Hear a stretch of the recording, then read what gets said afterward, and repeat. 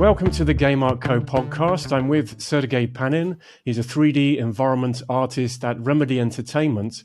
First of all, welcome to the podcast. Thanks for having me. I wanted to ask you, I've looked at your Artstation. I really love the 3D water temple environment. What were the biggest challenges you had in making that environment and what you learned during the process? First, because I was matching the concept, and I understood that concept was very, very sketchy, and it was a lot of issues with geometry and intersection of the geometry. So some things was completely flying in the air. Some connection was wasn't clean. So what I have done when I took a look on the temple, and I think this is a bigger thing which I learned, it's a lot of stuff about Indian architecture. So initially, I found all the images which have been used in this photo bashing concept. So I found source of all images in the initial concept and just said, okay, this is this part of India, this is this part of India. So it was something like 3 temples in one. I learned about Indian architecture, how it was built, what kind of rock used in India. It was also a big challenge for me because when I have been working on the architecture, I understood these rocks not looking like natural. What this kind of type of rocks, because there are very big amount of rocks and structure of these rocks can be very different. So I was checking what it can be, and I learned a lot about it. So I was reading articles about minerals, so how the terrain, how the erosion happened in this area. It was very useful knowledge. So also during this project, I started to work on Unreal 5, even when it was just preview, and I was doing some new pipelines because I think for Unreal 5 this is the best kind of environment. So it's rocks. There are also foliage, which is tricky to do. There are not a lot of action in the scene. So I decided, okay, let's try it. Let's try to do it a little bit more step ahead of the current pipelines. So in some ways, it's a little bit even closer to movie pipeline, not the game one. So yeah, I think this was two biggest and the most interesting things. First, it was reading about these places because it's really beautiful places in real life.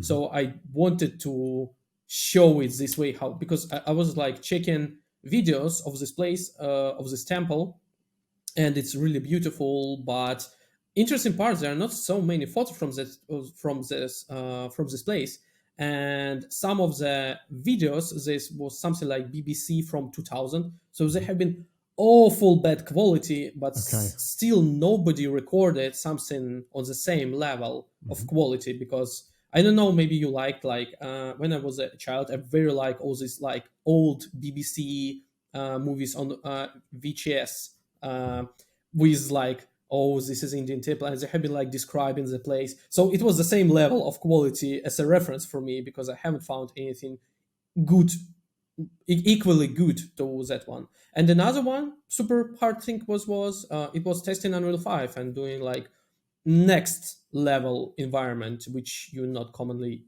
see in games right now. Can you give us an overview of your journey as a 3D environment artist?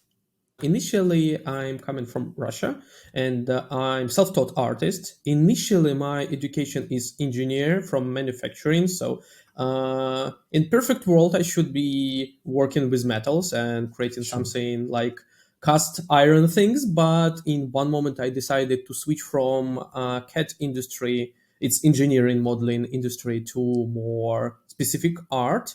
So I started to be self-taught artist. I have been learning myself for 2 years. And after 2 years, I started to work on mobile project in Mycom Corporation, which is big corporation in Russia. So I have been working in mobile industry for 2 years. So initially I have been working on vehicles. And then during working on vehicles, I switched to working on environment, because I understood, I was thinking that I'm engineer, what's engineers doing? He's doing vehicles usually, something more related to blueprints and everything. But with step by step, I understood, I do not like it. I like much more doing houses, environments, architecture overall. So I switched to environment art after 1 year of work. and I was pushing it so hard because of the Artstation challenge, because of the self-taught things. I switched to environment, and my portfolio started becoming bigger and bigger. And I was hired to Spirasoft, as this is the biggest outsourcing company in Russia. It's part of Keywords, which working with Electronic Arts. They have been so mostly like Spirasoft have been working on Mass Effect Andromeda. I have been hired for working on Walking Dead by Starbreeze. So I started in the company. Then I switched in the company to the Saints Row Remastered, the latest one, and I have been working as a lighting artist because like I was trying different fields, and in that moment it was possible to be a lighting artist, but I was still like also as an environment artist.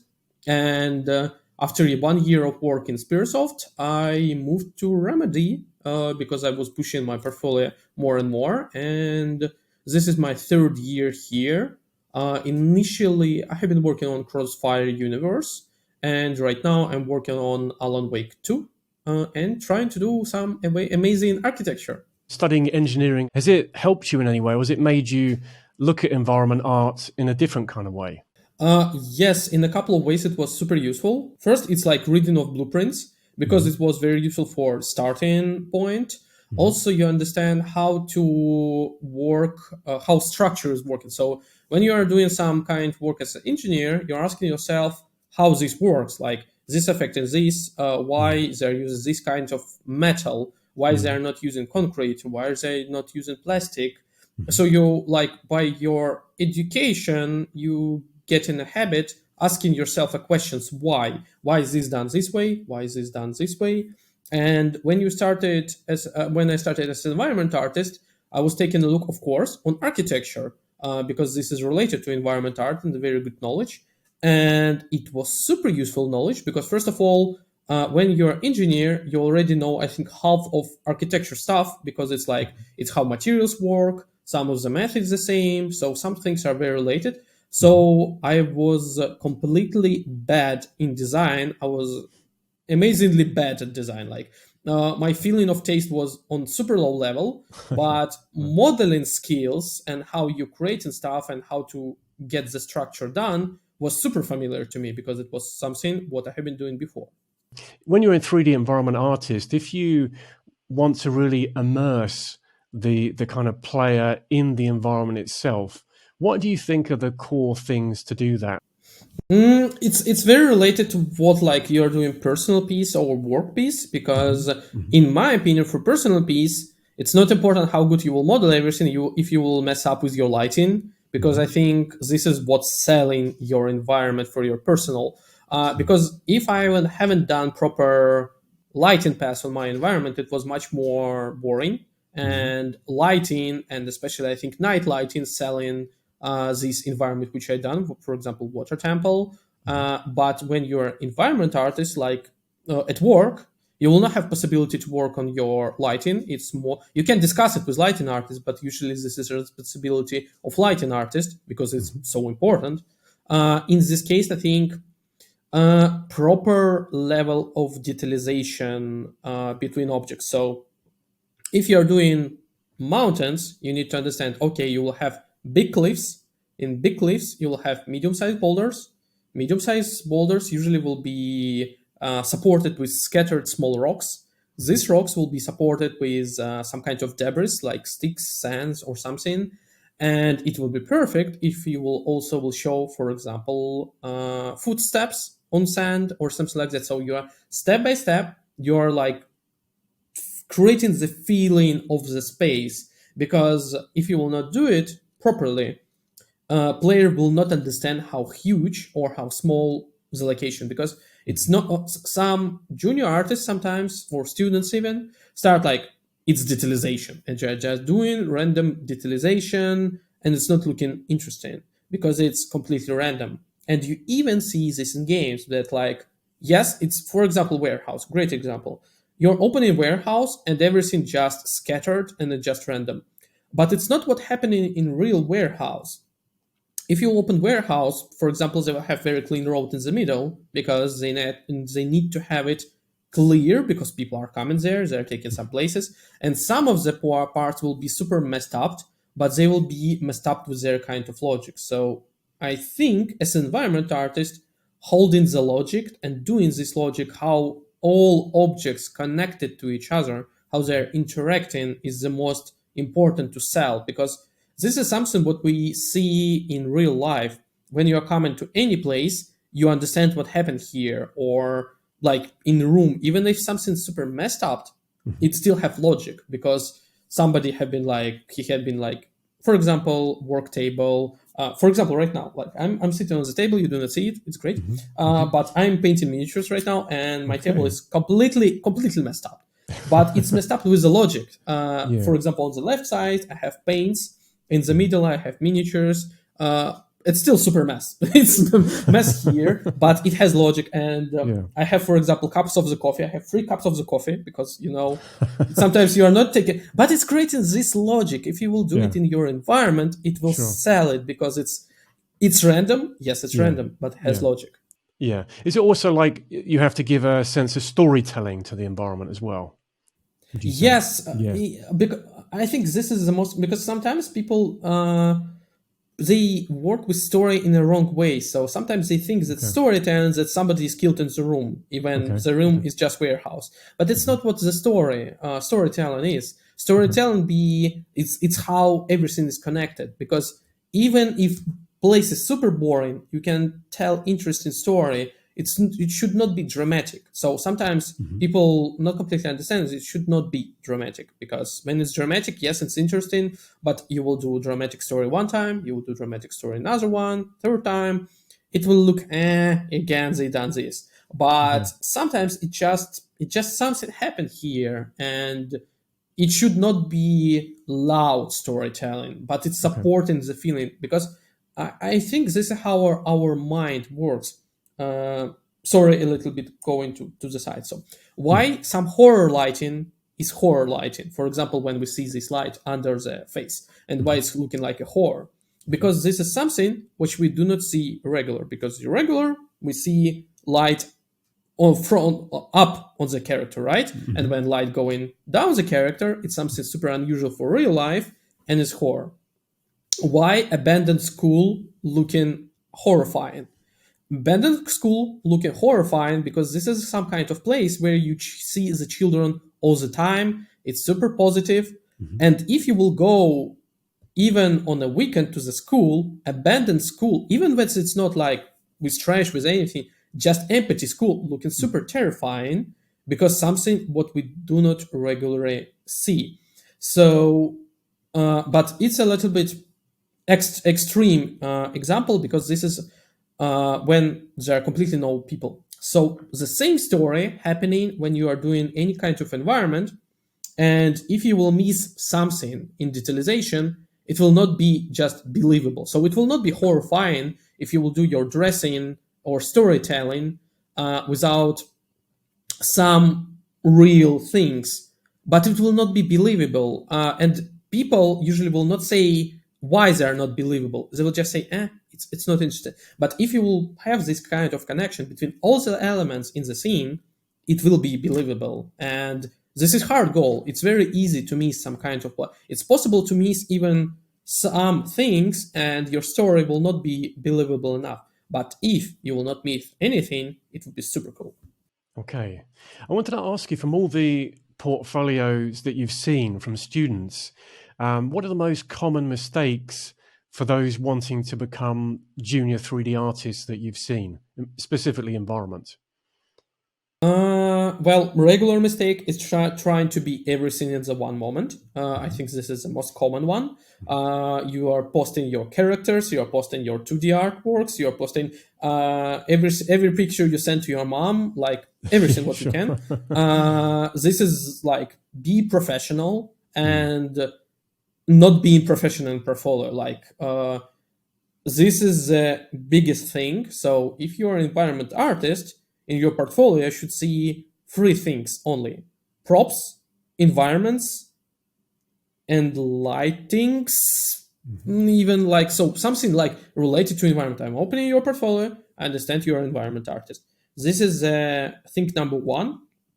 And thing number two, it would be a little bit rude, like not when you're posting your work and you're trying to get a work as a junior artist, you should ask yourself, is your location or your prop looking good enough how it should look in game on which you want to work?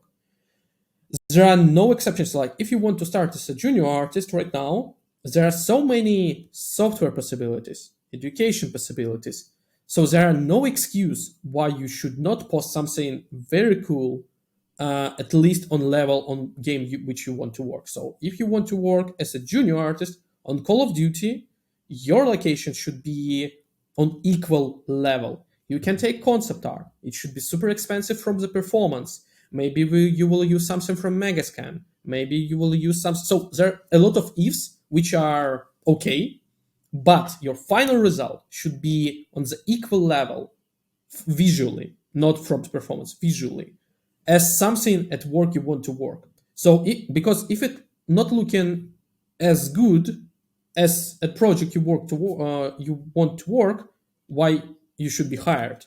Because at work usually your level will be only lower. So if your initial level is lower than what we are waiting from you, that means that you are not good enough. So it's better to have one location, one prop on level of, as I said, like let's be Call of Duty our like measure on Call of Duty level. In this case, you will be hired, and maybe you will need more time. Maybe you will do messy performance, but you will do your goals. And I think this is most important things that like two most important things that uh, people do not understand what they want to do and on what level they want to do. What were the biggest obstacles in your way of becoming a 3D environment artist, and how did you overcome them? I think there are two biggest issues, biggest part. First is was start the industry. I think this is the hardest, and for me it was switching from, as I was saying before, from engineer to artist, and I was super bad at art, like bad, and I spent pretty big amount of time just to understand what's happening in art, because when you're an engineer, for example, you're doing all your blueprints in ortho projection, and when you're working with art, usually you are working with perspective. So I completely forgot what is for perspective. Like for me it was like only like this and this, like there are no other ways how you can do something. And then like you're going deeper and you understand, oh, there are like camera lenses, they have different perspective, because of that concept are looking different. And sometimes directors or concept artists are using special lens because they want to have something special. So this was the harder thing to me, design and art fundamentals. And I spent a lot of time at start of my journey. And I can say like my first year of self-taught like education was learning software. And I understood that like I'm good at soft, but I'm still doing bad things. They're not looking good. And I understood that okay, maybe it's time to increase art quality. And because previously I was saying, I'm just 3D modeler, I do not care. And I spent half of the year just on art. I was going to art lessons from concept art. I would start reading a lot about illustrations, and my level jumped significantly just in months because I decided that this is important. So I think this was my biggest and the harder thing, like how to start in the industry, because I was good at soft, but I was thinking that art is not important, because soft is important. And when I understood, no, like soft is not important, it's art is important. And in this moment, it was dramatical change for me. And the second one, I think it was like starting in AAA industry, because initially I started in mobile, and jumping to Remedy was pretty hard. Like, and it's not about Remedy, it was about how you need to jump. For example, I was trying to get into Ubisoft, so it was I was trying to different studios, and for me it was how to do this level of AAA. So this was my second challenge. And on that one, it was just work. Like you work a lot, you're spending a lot of hours, you're asking yourself the questions, what I should do to get this quality. And solution was pretty easy, like 10,000 hours and you will get there. But without answering the question about art is important, you will not get anywhere. So I think this was the biggest issue for me. Were you mainly kind of practicing digital painting, trying to use color better and things like that? Or did you also complement that with traditional studies? Or was it mainly just digital you did? Mostly digital. Mhm. I started painting miniatures in one moment, so it was uh, Okay, it okay. was it was pretty. I would not recommend it like if you will start painting miniatures, you will be good at art. Sadly, it's not Sure, working that way. sure. But it for me, it's pretty. I really like it. It's increased my level in hand paint texturing, for example, overall Mhm, understanding of color. But mhm, I think for me, it was not just practicing, but more about reading, listening about design, so how shapes working. I read a lot of books of like classical illustrations from 18th, like how this book is called, Andrew Loomis. Yes, I think it's yes. one of the very very big artists, and Yeah. this book was amazing. I think it's Art of Illustration or something like that. Uh, Ah, yeah. yeah, it was, and I understood. Whoa! So you can like you can work like this, you can like Mhm, it was mhm. he has very a lot of interesting patterns how to achieve proper results. So I just started like reading and practicing. So I'm still not great at 2D art, but I started at least reading about. And I think it's another issue, like what is like 2D art and design. And I think for environment art it's even more, understanding of 2D art and 2D art fundamentals are very important, exceptionally perspective and composition. For environment artist it's something like it's number one. It's impossible to be a good environment artist without proper spending time on composition. But I think number two is design, because sometimes something bad looking not because you've done it wrong, but because you completely ignored design. So reading about product design, environment design, history of design was very useful knowledge. And at least if you start thinking about it, you already becoming better. And what games would you consider essentials to play for their 3D environments in terms of that they make you feel really immersed in the game? I think everything what doing Arcane is amazing example. Mhm, Prey, Dishonored, it's great example from a lot of moments. I think so. This like I will recommend any environment artist because it's amazing environments and they are amazing from the textures, their materials, compositions, everything. Um, and overall, Bethesda games have pretty high quality of art. uh, for me, Wolfenstein was great inspiration, and it's still very big inspiration for me, and because they have amazingly good compositions, like artistic approach to all these games, very very high. So that one I would recommend totally. I'm still recommend Call of Duty games because they're trying to push um, level of, how to say it. First of all, Call of Duty is first person game, mhm. and some things in first person game are different from third person games. That's why, for example, I haven't mentioned Uncharted, which of course everything what's doing Naughty Dog is amazing, but it's a little bit different things. So Call of Duty I'm usually using as a reference for quality because this is very expensive game, and some art solutions there can be discussed, but this is very good level what's happening with game when you have super high budget, and that's why I recommend to check it. um Sony games like sadly I have seen Returnal only on YouTube. I haven't played it, but uh, Returnal amazing, Horizon Zero Dawn, old one and new one, God of War, all these big games from PlayStation, usually, and Uncharted again. They're showing very good environment art from, well, from third person game composition.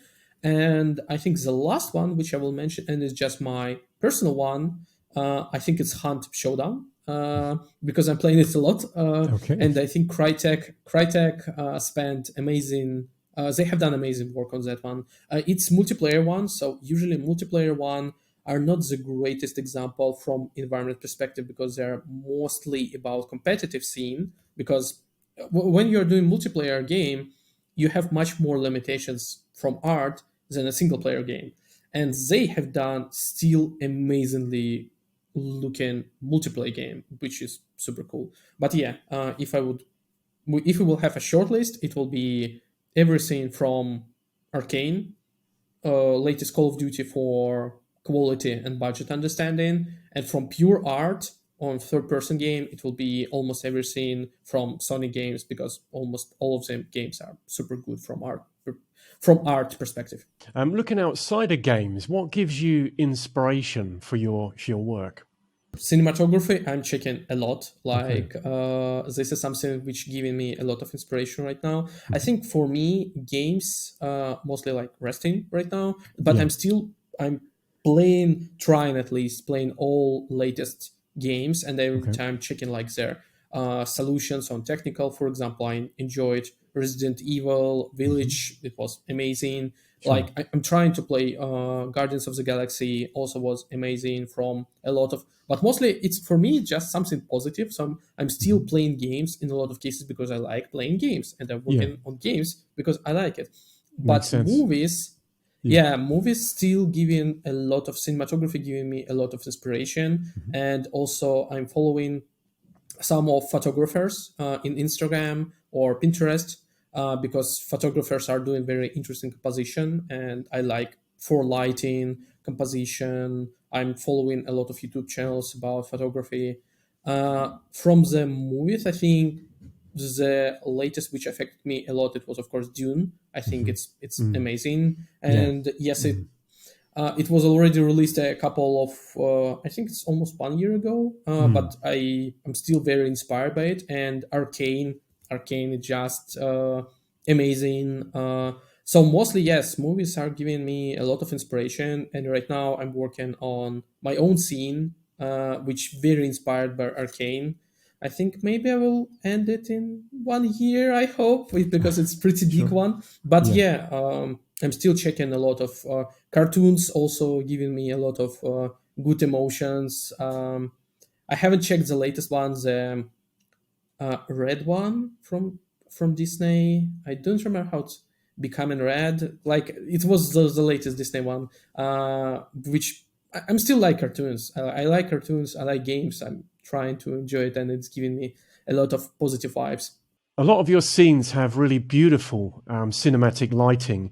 What has helped you develop your skills in that area? I think for me, greatest effect was that in one moment I just bought camera, Hmm. and started doing shooting, and after that I started checking channels and information about movie making. Hmm. And for me, it was completely different world. Like, I would not recommend to start from something like that because creating movies is something pretty complex. Hmm. If you're taking, and when I'm talking about creating movies, I'm not talking about CG. I'm talking about real ICO, working with lenses. But this is very important thing because photographers and movie makers working with cinematography lighting long time ago, and they have their own tricks which are very useful for doing proper lighting. So I think initially I started going deeper to lighting from Lighting Academy. It's YouTube channel. It's already old recordings, but all information from this channel are super valid. It was like first step, and after that I was thinking, oh, lighting is interesting, and that's how I started. Like, as I mentioned before, I worked as a lighting artist, and after that I bought a camera. I started doing shooting. I started reading about everything, and I even started doing my fan made movies, because it was so interesting. Okay, if you have this kind of lens, you can achieve this kind of lighting effect, and you understand that knowledge of movies, traditional shooting, can be very useful to do in cinematography lighting. and mostly this was my inspiration. So I'm still checking some of the YouTube channels about movie making. There are plenty of them. Some of them are even from commercials. For example, it's company Aperture, if I remember, and they're just doing a presentation of their lights and of their production, and they're also showing, okay, you want to do dramatic uh, night scene, and they're like proper, here you place the real light, here you place the real light, this is your settings, that's what you're trying to sell. So, and it's very useful. You're like, okay, that's how we do them in real life. And it's even more important right now because industry overall, game industry, moving to the movie way. We have more physical lighting by using it's already like if 3-4 years ago using units in lighting was okay, right now almost all games trying to use real exposure, they're trying to use ISO settings of camera, they're trying to have this lighting more cinematography way. So if you understand the tools which cinematography using Mhm. for achieving artistic result, your result will look much more artistic. If you're on a really limited budget, and say that you couldn't afford going to a 3D school, where would you actually start yourself if you wanted to learn 3D environment Mhm. design? There are pretty a lot of YouTube channels, and I think step number one will be start listening for podcasts, materials, everything, because you cannot be out of the industry if you want to get into industry. Mhm. Go to Discord channels, go to YouTube channels. Like there are pretty a lot of information, and you will start like creating small community around you. And environment artist has a lot of good communities which you can start. So this will be my step number one. Uh, Step number two, there are pretty a lot of good learning resources right now. Artstation learning resources, plural site. For example, I started initially from digital tutors, which are pretty cheap and they Mhm. had pretty good. Right now, they're plural site, a little bit quality, a little bit lower, but still a lot of it was 3D motive. So I started from online tutorials, and sometimes it's a little bit randomness. You cannot every time say which tutorial will be good, which tutorial will be bad. That's why we're going to step number one, going to the community. Because if you will be in community, you can ask, is this tutorial good? Is this tutorial bad? Like, and you will have a feedback. So first, start from communities and being in the industry and understanding what's happening in the industry. Second, it's checking proper tutorials, at least online ones. And third one, it will be asking for proper feedback because and this feedback can be paid one or like mentoring. It can be free one if you're just posting in the Discord channel. But do not be shy. Like the worst what you can do is being shy, because if you're shy, you're not ready to doing mistakes. If you are not ready to doing mistakes, you are not doing mistakes. If you're not doing mistakes, your mistakes are not fixed. So it's important to do mistakes. It's important to learn, and only in this case you will start improving. So I think these three steps, like community, tutorials, and feedback, is the most critical one. And the fourth one will be related to my experience. Do not ignore art. Like software is not a solution. It's not important right now. If you're starting like discussing Maya or Blender is better, you lose. Like it's not the proper discussion. Discussion is this design good or not? Is this composition is good or not? What I done wrong with my lighting? This is proper questions. And questions which software should use to do this are not proper one. So the first one, as I said, will be not ignore art and ask proper questions. Can you recommend any online communities that have really helped you during your learning process to become a 3D environment artist? One will be Dynasty Empire, which done by Sweden artist. He's lead right now. He's still streaming. He have his own Discord community. He's covering a lot of very important things in environment. So this one was one of the first one and one of the most useful one for me. Another one which was opened later, it's Experience Point by artists from the UK, if I remember correctly. Also pretty good one. They also had some small tutorials which can be useful. So yes, I think definitely these two can be very good. And also I would recommend one free YouTube channel from Fengzu. Hmm. It's called FZD. It's from Singapore Concept Art School, and initially Fengzu artists who have been working on old Star Wars movies, and right now he's working as an art director. And why I would recommend it, because he's talking about getting into industry and about design for concept art, but a lot of topics which he covered are super related to environment art. So, and they are free, so it's amazing content. So I think this is free, most important and useful, which I can recommend. What do you do to relax when you're not doing your 3D environment modeling? Because it seems like was this a big passion you have? You have your own channel with all the steps you take to build environments. What do you do to take it easy when you're not working on environments? I started from first hobby which I started was miniatures painting, Warhammer Sure. one. So Yeah. I like playing tabletops overall. So I am Hmm. painting miniatures. I'm playing tabletops. So this is pretty big part Hmm. when I want to rest, because this is like changing, like working with virtual brushes and working with real brushes is very different. Yeah. Yeah. Um, second hobby, which I started, I think, after 2 years of miniature painting, is camera. So sometimes, Okay. okay, so it's giving you opportunity. So if you're tired from PC, you're Hmm. switching to brush and painting miniatures. If you're Mm. tired of Mm. sitting home, you're taking your camera, you're going outside. Makes sense. So Yeah. you're resting, and it's still so. I'm a little bit like trying to still improve my art skills. Mm. So it's still art hobby, but it's Mm. different, and your brain. I'm not feeling like burned out.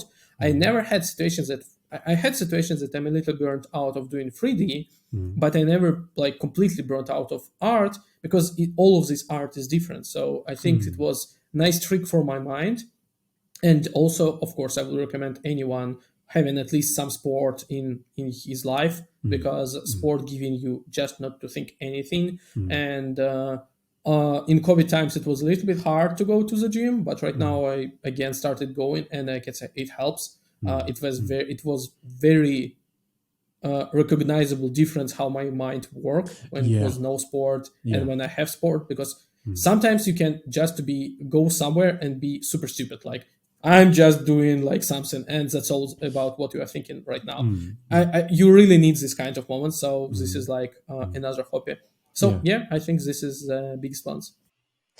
What kind of because I know that learning art on your own, specifically again if you're self taught, can be probably difficult at times with motivation. What kept you motivated all the time to kind of reach your goal? I really didn't wanted to stay in my country, sadly. so Okay. so even Okay. long Yeah. time ago, it was Yeah. pretty big motivation for me. Hmm. There are a couple of reasons, as I understand. Hmm. One of like we will avoid like political one, but even Mm. because we didn't Mm. had proper industry, I just Mm. wasn't wanted to work in this industry. I Mm. wanted to work on games, and in Mhm. Russia there mostly it's super cool outsourcing in Russia, Mhm. but it's not so many games. And my goal was I wanted to work on good games. Like I do not want I it's overall like I'm speaking about art, but I think the most important not doing just good art, much Mhm. more important doing good games. And I Sure. wanted to work on good games and doing some user experience. I want to be part of something bigger, because it's cool to do art as an outsource for some people. And I know a lot of artists who like this much more, because when you're working in games, you're solving problems. Like every Mm. morning, you have some kind of problems. It's Mhm. not just doing beautiful locations, Mm. sadly. Mm. You need to solve like player going different way. You have problems with collisions. You have problems with AI. You have problems all the morning. And I like solving the problems. So it was no opportunities at Mhm. home country, And as I said, also I didn't want to stay there at all. So it's very strong motivation, like Mhm. for yourself. Mhm. So yeah, and I think this is good motivation that you want to work on good games. Which game productions are you most proud of to have been involved with? And can you share some memories on the project? I think the most proud, of course, is the current project, Alan Wake one. Hmm. Sorry, two, Yeah. on which I'm working right now. This Okay. is the most interesting one, but I'm still proud on what we done on Crossfire operation. It was very interesting one, and sadly, I can't like some of the things which I done in outsourcing. I have never showed, and some of them will never be even showed ever. Sadly, so I Mhm. will never then mention. There have been pretty cool of them. If from the memories, I think I really like working on Saints Row lighting because it was a very interesting moment for me in my life because I was working also on cinematic lighting, Mhm. so I was doing lighting for cinematics, and it was so interesting checking. So mostly my goal, I only took part of it, but I have been working on lighting, on reworking lighting on cinematics. So mostly how it was done is that we opened like old lighting, which was very old one, and with current physical lighting, it wasn't working at all. And it was trying to change it, not to lose cool feeling of old lighting, but create it in a new way. So it was very, very interesting moments that like you opening something like a story, how art is done, this cinematic, how it's happening, like how he's placing lights here, how he's placing lights here. And like, that's how you do it. Like, and it was like reworking of everything like that. It was very, very cool experience in my life. And yeah, as I said, I really waiting when we will release Alan Wake 2. It will be a lot of cool moments here. And I even have a memory regarding this, which I can share. America is crazy country. Like because we are working on America, Mhm. and Mhm. spoiler, um, and of course I'm checking a lot of references, like Mhm. crazy amount of references. Mhm.